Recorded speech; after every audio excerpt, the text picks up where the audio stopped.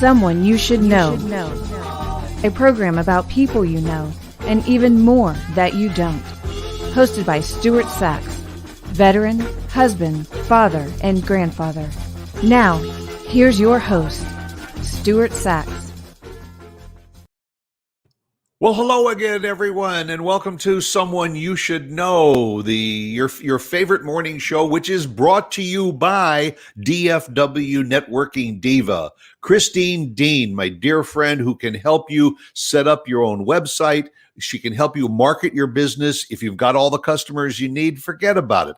But if you still want to grow your business, Christine Dean is the person to talk to. You can go to her website, dfwnetworkingdiva.com, and you can sign up for a free consultation with her to find out what she can do for you and for your business. So check out Christine Dean, DFW Networking Diva. Well, I got a hell of a show for you today, and yeah, I use the word hell, and you'll probably hear that or maybe worse this morning. But I do have a disclaimer to start this show, because I want everybody to know that from this point forward on this show, KVGI Media and myself personally, we have absolutely no control of what's going to happen and what's going to be said, and we're not responsible, and we cannot be indicted for any of it because we're going to just pardon ourselves anyway. So having said that, I'm going to open the corral and I'm going to turn loose Ty Fawley and Doug King, who around here we know as the Ty and Doug Show. And here they come. Oh my geez. God. He's got his prop. He's always got to start. You know, he can't start a conversation. So he's got to have a prop. Hey, I just want to say, since this is like an internet thing, so I can say stuff like shit, right? Yes, you can. Okay. But cover your mouth when you do it. Okay. Shit. Is that better? That was great. Okay. And I want to say that I hope we don't ruin your sponsor's business with you know, I know how hard it is for you, Stuart, to actually get sponsors. So yes, well, yeah. And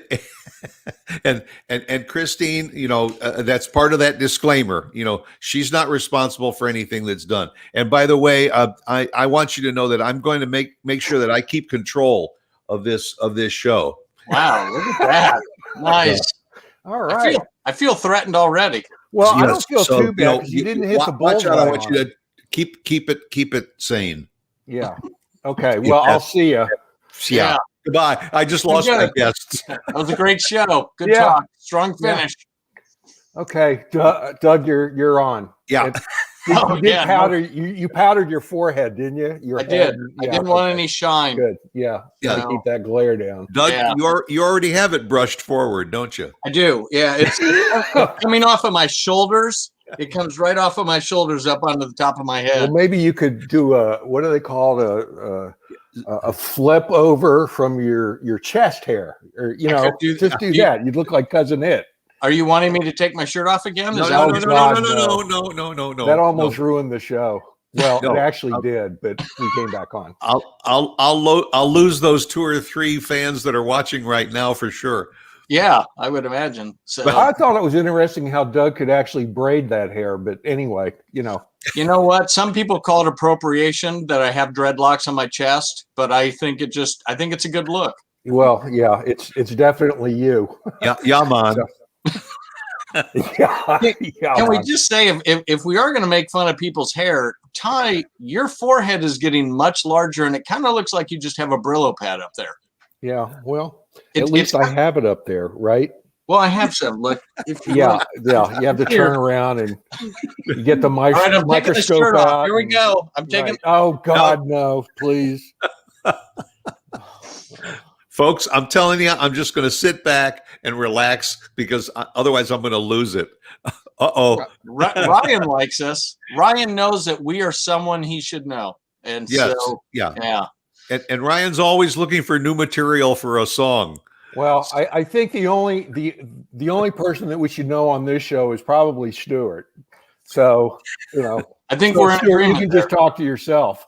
And after this show, I probably will be the only one that anybody knows. Yeah. Well, I think you're probably the only one anyone knows now. Even probably the only one that anyone cares about that's watching this. So that's fine. Yeah. You know. And let's make fun of Mark a little bit because we know he's listening. He's like the NSA except right he's got his finger on the button and he can make you toast. He's got his finger on something. Yeah, you worried me there when you said he has his finger on. Wasn't sure where you were going, but I figured there might be a pickle involved. Yeah. Yes. Oh, geez, more props. Just incredible. Well, I do have. There you go. Let's see, tie dye and Doug the Lug. How did I get Doug the Lug? Wow. Yeah. Well, okay, Mark. That was great.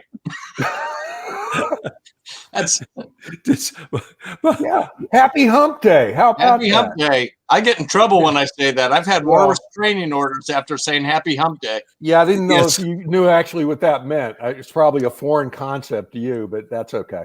Well, it means it's about dogs, right? Whatever works for you, pal. You tried that line at a bar the other night, right? Did it work? Yeah. Well, like I said, I have a lot of restraining orders.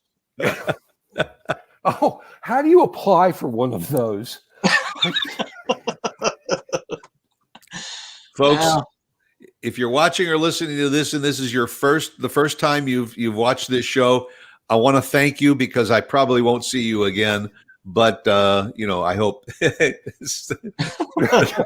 Well, again, apologies for Doug and his behavior. So that's why I started the show with an apology. I mean, I'm an upfront kind of guy. I'm not gonna say I'm sorry at the end of the show. I might as well start off that way.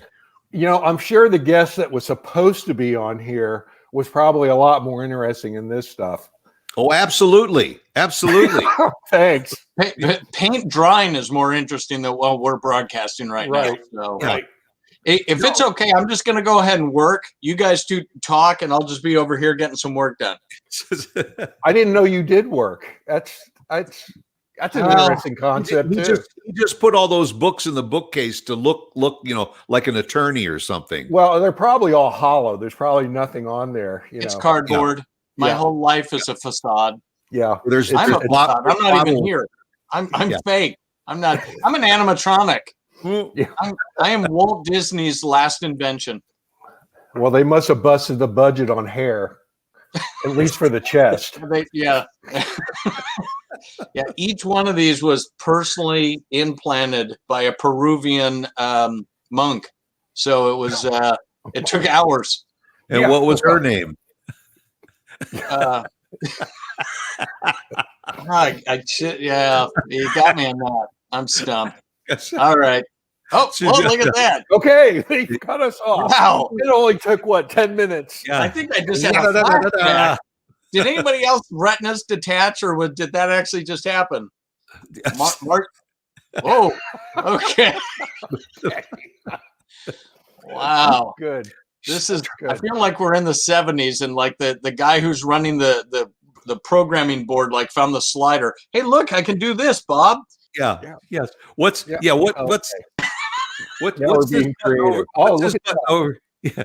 button over here that says do not touch? Yeah. I want to know where the lava lamps are. So I have one. It's right over here. I bet you do. Did I bring it over? God, no, don't come anywhere near me. I didn't mean literally bring it over to you. You live in some third world country. I'm not going to travel that far. Wow, that's a little, nasty of you, isn't it? Now, I mean, a third world. What's wrong with third world country? Let's get serious here for a moment. Okay. No, we're not going to do that. So, any plans for Valentine's Day? Oh, Doug, I'm just talking to Stuart. I know you don't. Wow. Okay, that's it. Doug's gonna give himself.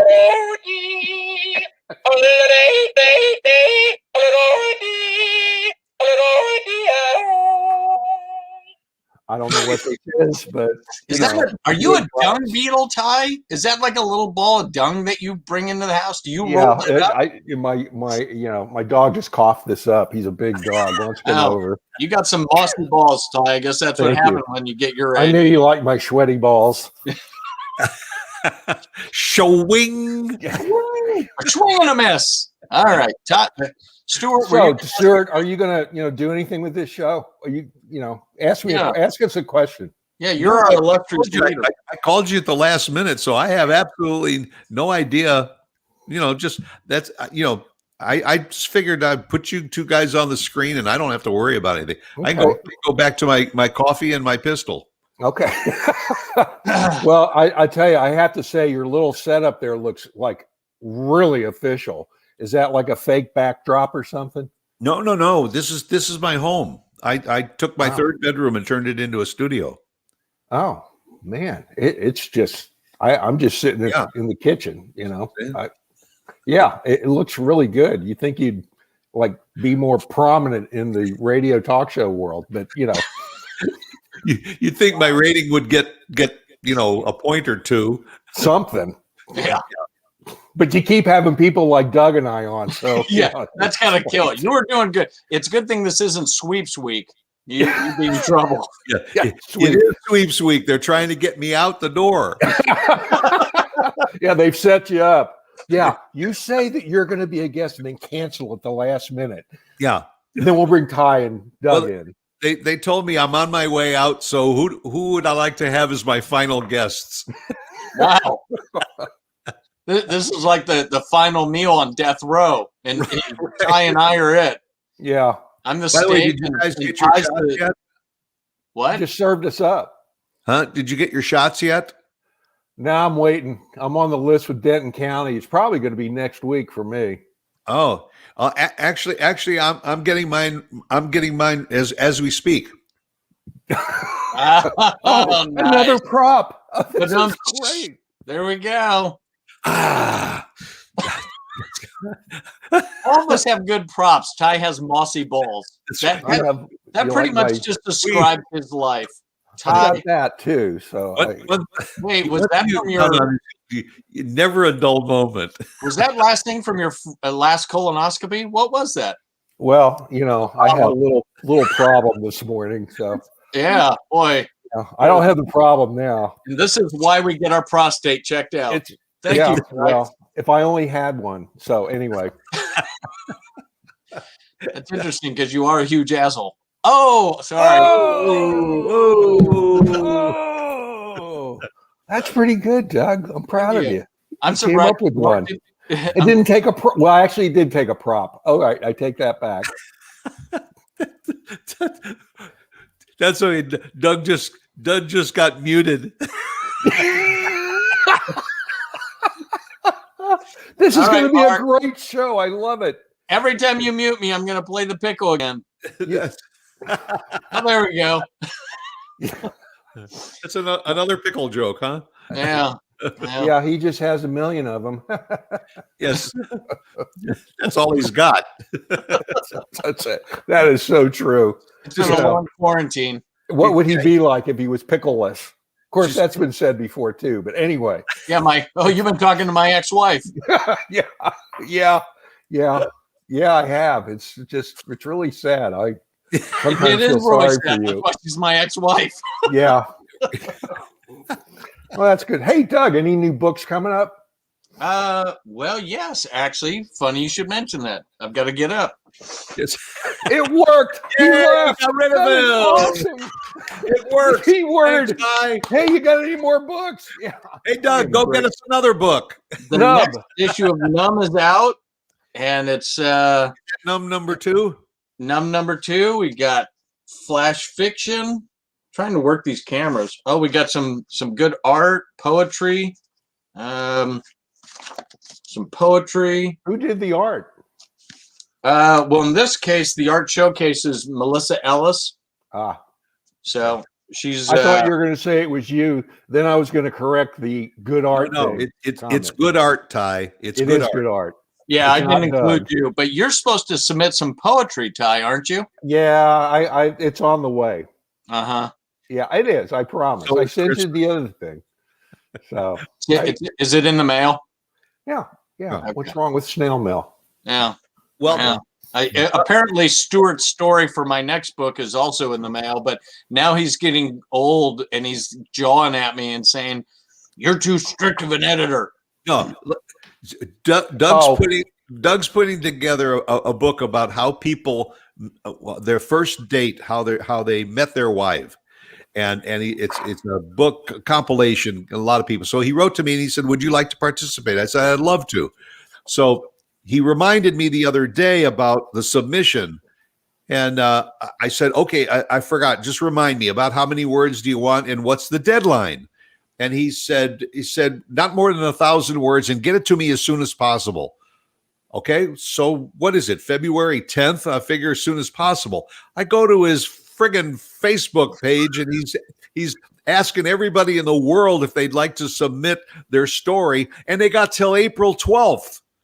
And I'm under the gun to get it to him, as soon as possible. This is the reason Doug is so good at this, is because he can't keep his deadline straight. No, I know my deadlines. For most people who have a life, they have till April 12th. For people who are just doing radio shows and have no life, they need to get it to me like that. He's not doing anything. Okay, that makes sense. And then Ty sends me like 25 words. When he told me the story on the phone, he goes into all this detail, and it's this beautiful story about how he and Stacy met. And then I reminded him, and he typed it up, and it was like, I saw her, I dated her, we held hands, I've never let go. It was just a very short story. So there's going to be a lot of light on that page. It was very good, but at least I have a story to share.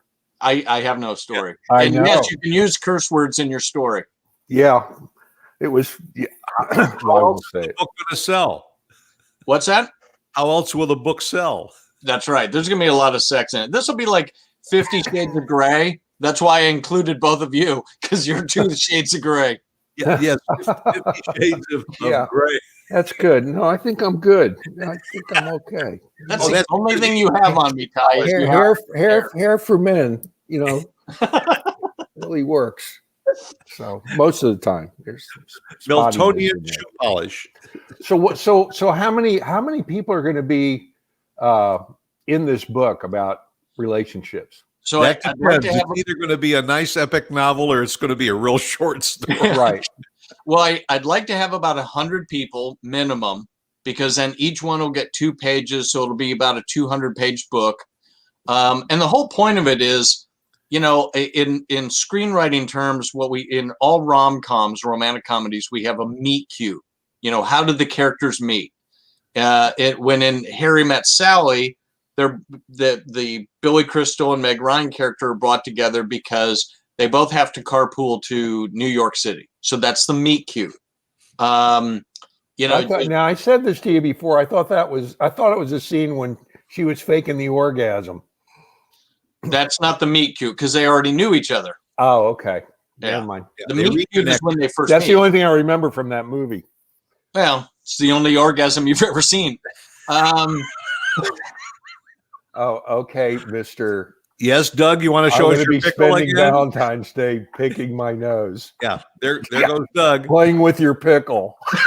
I have 2 pickles. Let's do a shout out to Rick and Morty, shall we? This is Pickle Rick. Yeah. Anyway, back to the book. So about 100 people, and what I want is for people to write the story of how they met their spouse, their partner, and because people love that stuff. People like to, and the plan is that we'll release it in January of 2022 in time for Valentine's.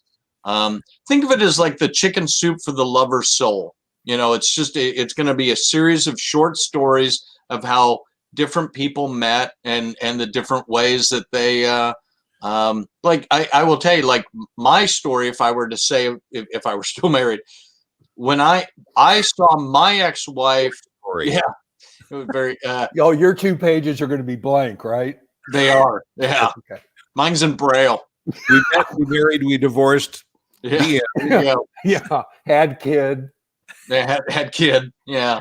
So, but anyway, I just want to hear people's stories about how they met their wife, because I think people enjoy that. I married my soulmate in the story. Wow, that's like a haiku. Mark's writing haiku. Well, but Doug, it is 2 sentences, so you can put one on one page and one on the other. Really big font, big, Yeah. thick, bold. Yeah. Big print for the Married, had kid, divorced. Well, actually, I know why Doug asked me to start working on my story early is because he knows that I'm up to the Y in Alzheimer's. You're hosting a radio show. Okay. I am. Where am? Oh, someone you should know. Okay, Yeah. that's it.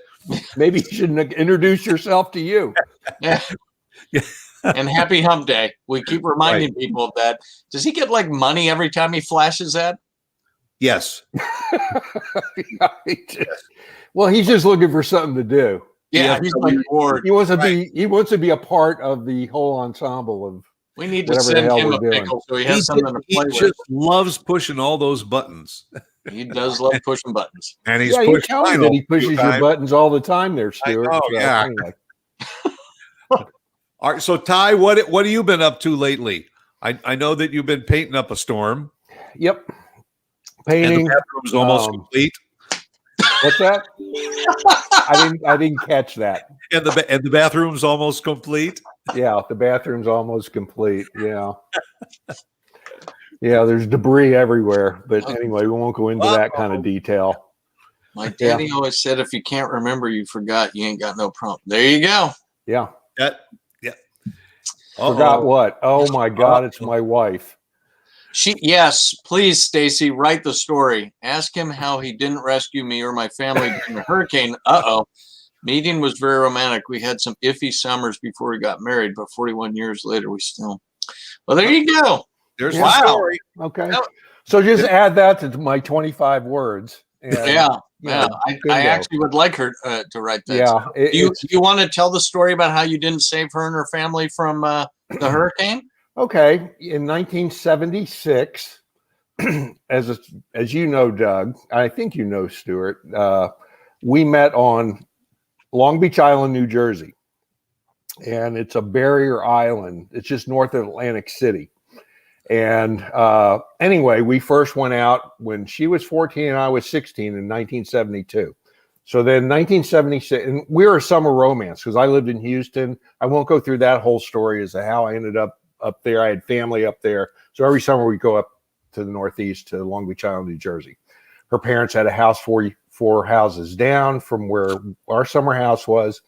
So anyway, we were a summer romance, and obviously being that we were both teenagers in a summer romance, we fought a lot because we didn't see each other very much. But then it was this constant battle between we wanted to be together and then we would get pissed off at each other at the same time. It was just bizarre. Okay. So anyway, the summer of 76 was a bad summer for us. Well, that summer, Hurricane Belle came through and hit Long Beach Island, New Jersey. And I worked for the municipality at that time. And they called, and it was a summer job. And they called us in to basically run around in these huge dump trucks to rescue people that decided to sightsee and their cars would get flooded out, or if people were still in their houses to see if they wanted to, get on the truck and we take them back to a facility where they'd be a little safer during the hurricane. So we go up our street and go up to the top of the street and drive back down and go by Stacy's house. And the guys I was with saw lights on and all. And I said, oh, you can just go right on by that. They're fine. That house has been there a long time. They'll just weather it out. And I just went right on by. We had a bad summer that summer. So can't imagine why. Yeah.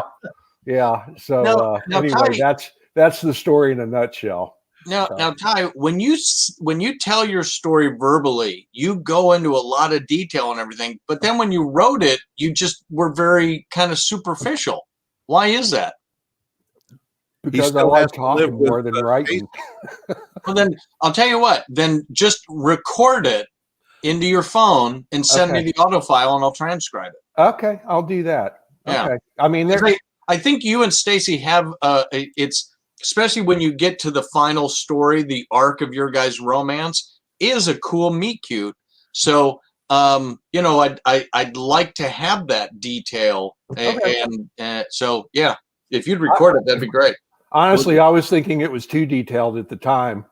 I'm not kidding. I really I think I'm getting too wordy here. So Yeah, that was So- that 25 words. You could have pared it down to about 20. it wasn't that bad, Mr. Exaggeration. Well, Doug, if you really want an interesting story, why don't you ask Stacy to write it? I may have to. Yeah, I know English is a second language. No. Yeah, New Jersey is his first language. Maybe we need to have Forget about it. Maybe for those two stories, we need to have a he said, she said, and see if there's a difference. Well, yeah. There's a I'm sure there will be some nuances where she'll be completely wrong. So, Wow. yeah. All right.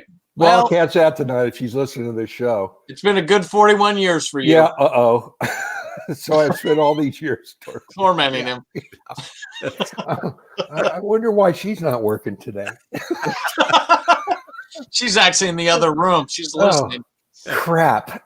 That's okay. Make sure she doesn't change the locks on the door, Ty. Yeah. Well, Why he never leaves the house. I mean, people don't get us because at all because she was 14, I was 16. I grew up in Houston. My family's from Philadelphia, but we come up to see family. But my parents retired in Houston when my dad retired from the Marine Corps. And we would travel up every summer to Philadelphia and then to the beach in Long Beach Island. And they had a summer home 4 houses down. So, and she was, as I say, 14, I was 16. So, and we were never together more than 2 months at a time. And it was funny. I think I've told you guys this, but after our second month of marriage, that was the longest time we'd been together in one space, and we've been married now for, oh shit, I better remember this, 42 years coming up in June. So Nice. Anyway, that's the story in a nutshell.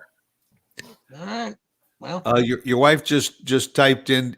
So this is how she chose to spend her break. I know. I'm sure she's not the only one saying that. No, she's the only one saying that. Yeah. Okay, it's popular as ever, huh, Stuart? And I do apologize again for you losing your sponsor. Yes, yeah. She just texted in, said, "That's it."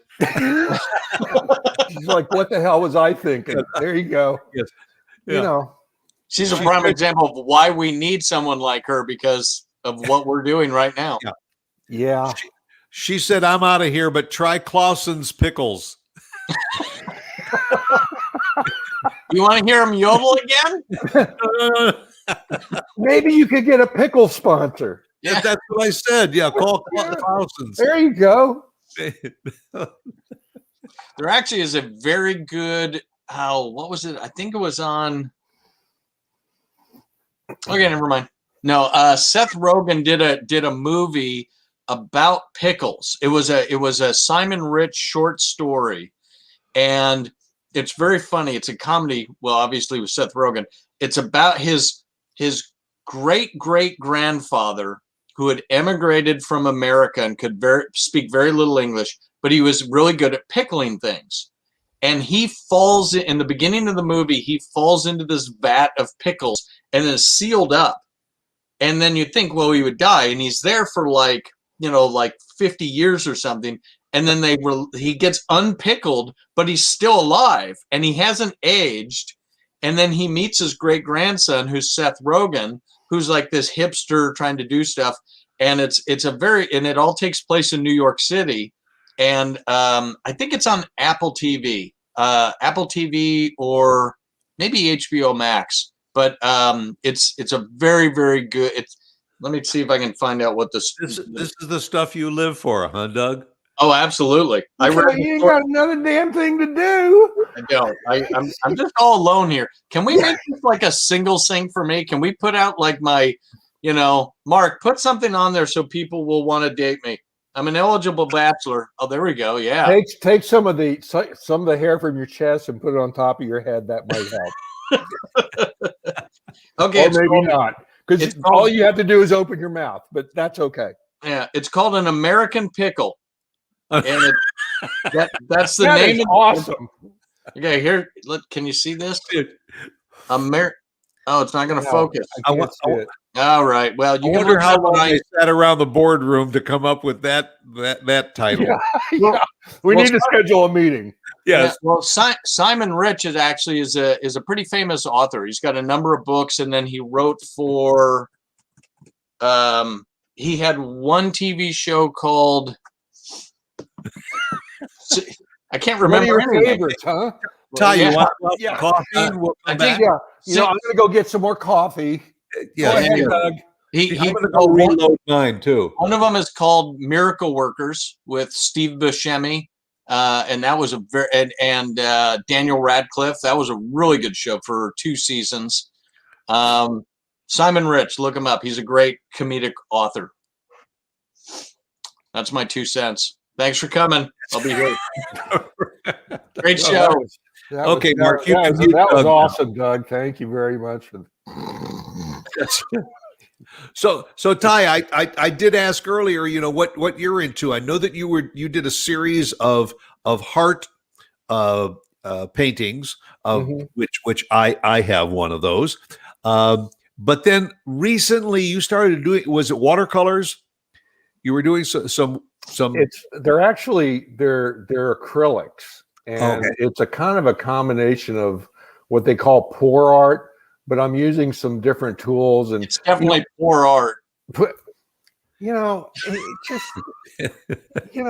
that's POUR, Doug. Oh, I know you're used to your own art and the poorness OOR of that. So I have done crayons too, buddy. All the medias count, right? So I have done crayons, but it's a poor art that I experiment. I get those canvases, those really cheap ones, and I start experimenting on them. And so there's like paint everywhere, and it's fun, So, but those new ones that I've done, they've been pretty successful. They're a little different. They're colorful. Your abstract is kind of like Richter, where it's like you kind of spread it. No, in all seriousness, where you kind of spread the paint across the canvas in multiple layers. It reminds me of Richter. Well, and that's, and you, Doug, I'm sure you do the same thing. I mean, I have so much paint on the canvas, and it's not readily obvious to the eye, but you do see it. Yeah. Because you do spread it and mix it, and you put in layers, and then then I'll take and kind of scrape a little bit. And I remember when I was a kid, in art class, they would have that thing where they'd have color underneath a sheet of paper, and then there was black on top of it, and then you just scrape away. And it's kind of like that. That actually was what gave me the idea to do that particular type of art. But for me, the fun thing is just experimenting and doing different things. I mean, it's when people ask me, what kind of art do you do? And I'm like, well, it's acrylics and watercolors and whatever else floats my boat. Yeah, depends on the mood. Now, with the pandemic and everything, Ty, have you been able to participate in any exhibitions? No.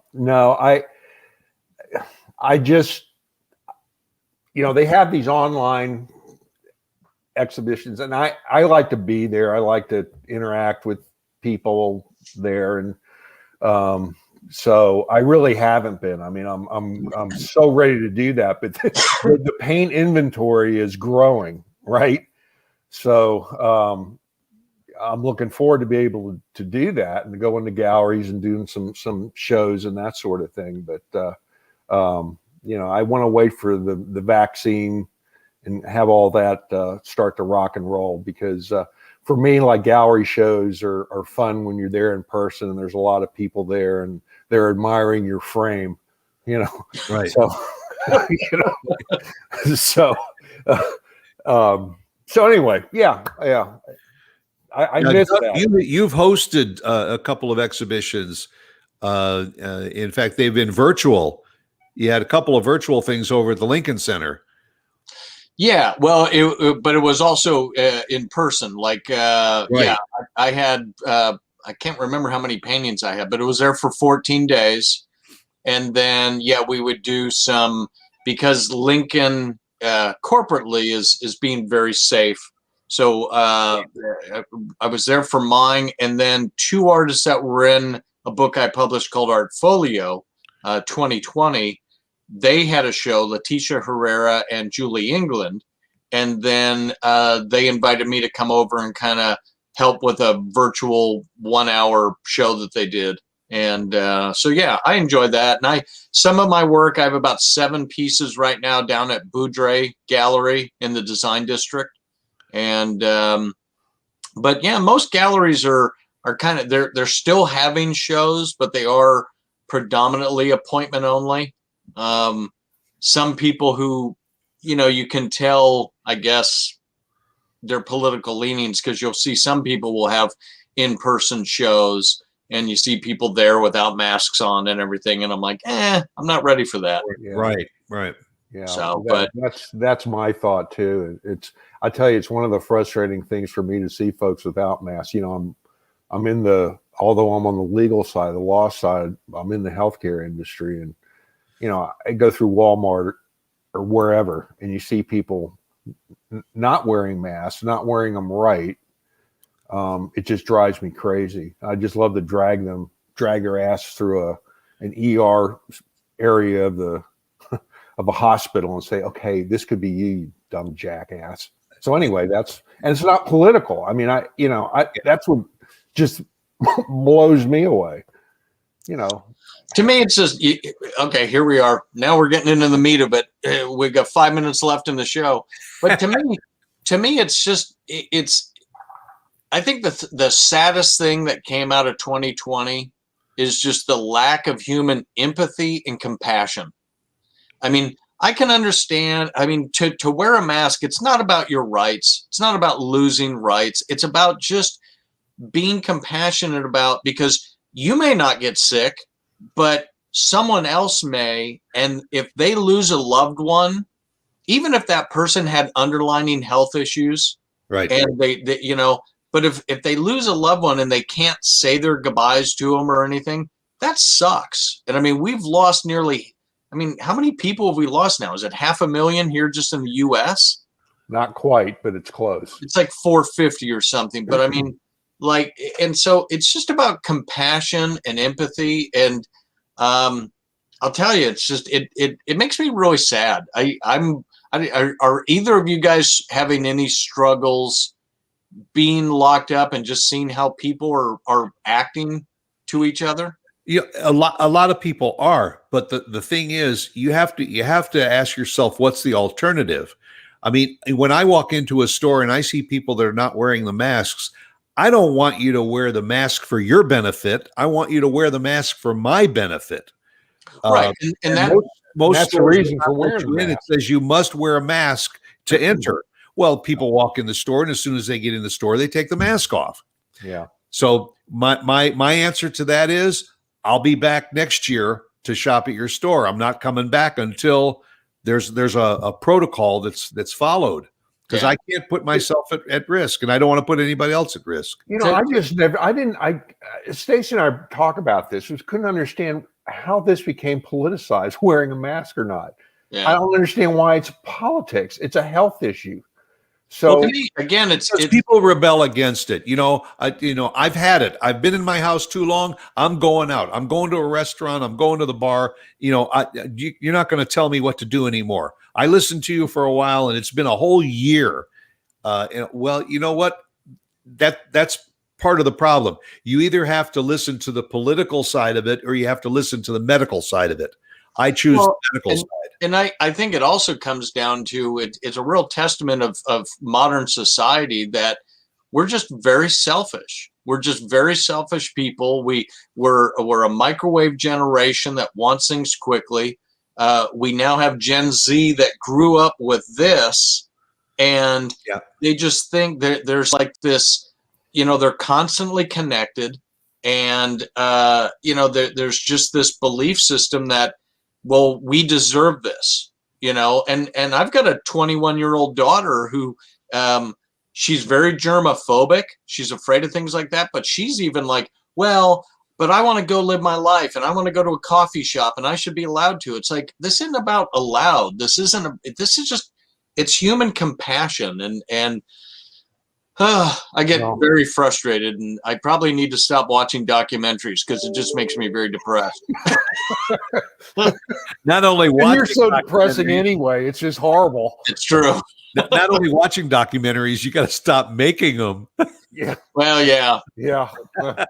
When is the last good documentary Doug ever made? Never. Wow. The fact that you're Wow. both artists, are you finding that this whole COVID thing, this whole 2020 and everything has given you any kind of an influence for your artwork?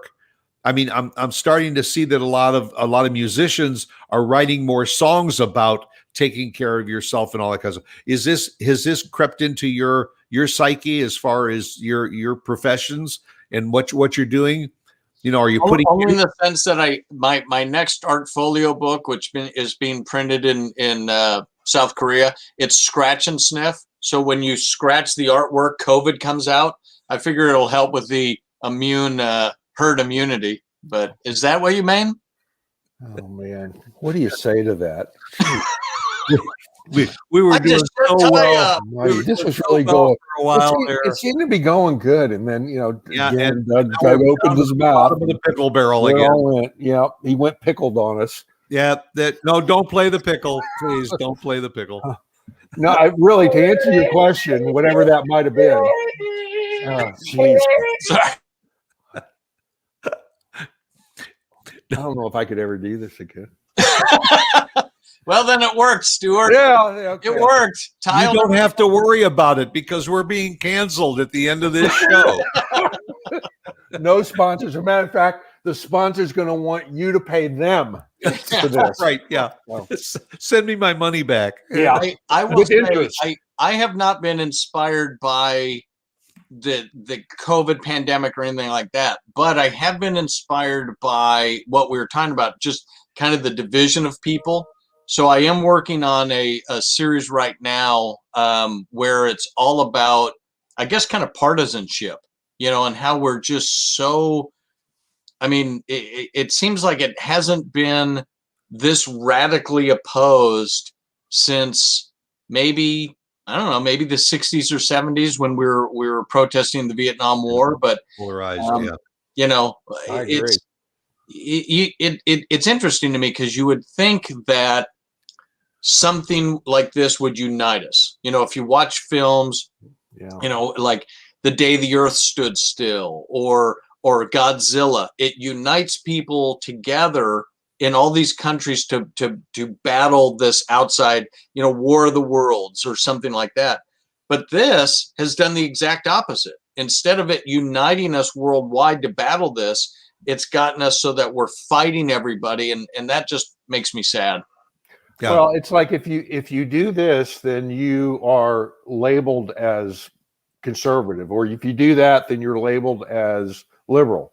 And honestly, it just blows me away because, I grew up in the 60s and 70s, and I agree. It's probably the closest thing to what we have right now is in the 60s with, during the Vietnam War. But now it's, that was something. There was a war going on that people didn't agree with. This is philosophical now.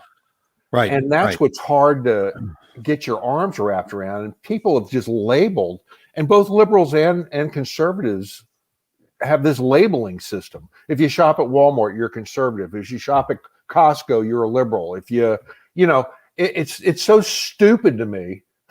It's like, where in the hell did this come from? I don't care where I shop. It's wherever has the best price or something I need. Yeah. Don't label me. You know, How do you label people that shop on Amazon? I mean, Yeah. yeah. They hate the little guy. They hate the. Yeah. I don't know. I mean, things.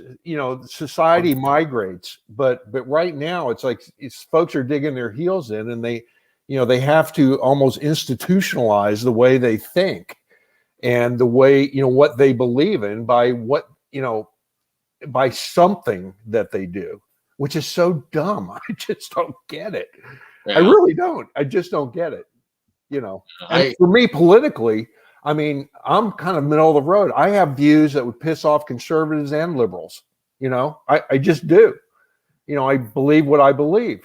And so I don't know if but who the hell am I to influence somebody? Why would you get pissed off at me if I think one way?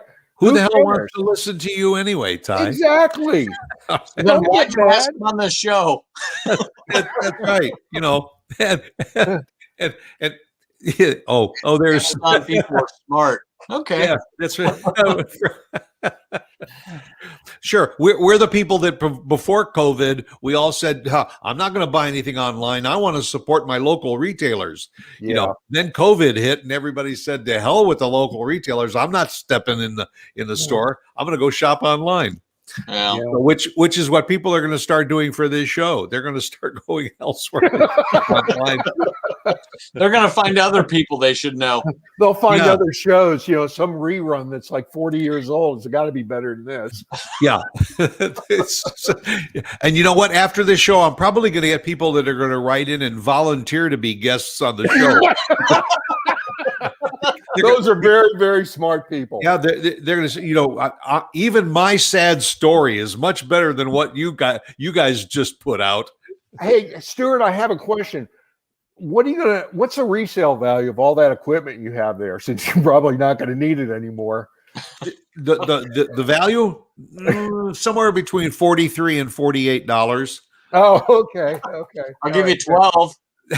Sold. But you got to come pick it up, and you got to wear a mask. Yeah, well, I think Doug should wear a hood. But anyway, there are cheers marathons on it. Yeah, I think I'm going to join him. That sounds good. That is, and I may watch that. I'm going to go watch a TV show. I just heard. Yeah, I was going to say I may go watch Cheers too, because at least there everybody knows your name. Yeah, wow, there you go. Yeah. Okay. Well, Smitty, I think you're doing a good job. Well, I'd like to say that this has been a real pleasure. I'd like to say it's been a real pleasure. Yeah. Like, what are you saying? Are you crazy? I kind of feel like we just prepared for a colonoscopy, but that's just my interpretation. Get out your pickle again, Doug. Yeah. Oh, I hit the damn button. Well, I don't even know where to put it, so you can't hear it. Yeah, Doug's going to be singing soprano in the choir. Guys, I really wasn't sure how I was going to start this show, and damn it if I don't know how I'm going to end it. Well, yeah, but everyone's praying you end it. Yeah, I may have to call on Mark to just hit the mute button and everything, and we're out of here. Yeah, but if I were you, Stuart, you need to call your sponsor right away. Yes, yeah. Hopefully she wasn't listening, but thank you to Denise and to Christine, Dean, and all from DFW Networking Diva for sponsoring the show. And please stay with me in spite of these two guys over here. Hey, but Stuart, when do we get paid for this? Yeah, when is the money? Yeah, keep checking the mailbox, guys. Okay, I'll look for it to come when you send me your short story in April. Right. Yeah. I'll send you a case of pickles instead. Oh, there you go. Anyhow, guys, thanks a lot. Have a great Valentine's Day coming up. And thanks. Yeah, good luck, Doug. Yes. Yeah. So yeah, You can watch that Cheers marathon. Yeah, ladies, I am available. I'm eligible. Yeah. But and by the way, just in case I get another guest that dumps out on me at the last minute, I'll give you a call. Okay. I wouldn't let that out though. I would just say, Well, I'm not going to let the public know in advance. Exactly. Yeah. Anyway, thanks a lot. Thanks a lot, guys. All right. See ya. Good talking to both of you. And that'll do it for another edition of what show is this? Who cares? Someone you should know. Two knuckleheads on a you know. Someone you really don't want to know. That'll do it. Tune in next week and just see if I'm still here. Bye.